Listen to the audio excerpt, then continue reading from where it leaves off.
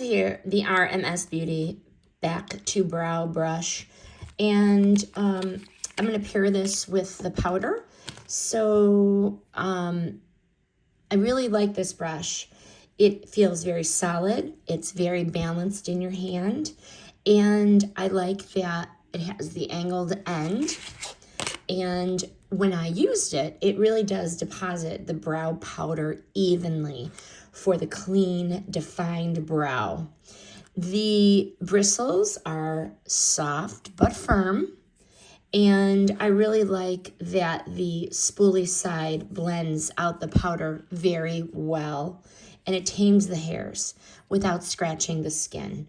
Both are high quality, vegan and cruelty free. It is well made, and it really does feel like a premium tool. And it came with the little case if you want to keep it in it. But would I buy it again? Yes. This brush with its curved head definitely elevated how I do my brows. It's going to really give a natural look, but yet polished. And yes, it's a bit of a splurge, but the results and the build quality of the powder make it worth it. I do recommend it.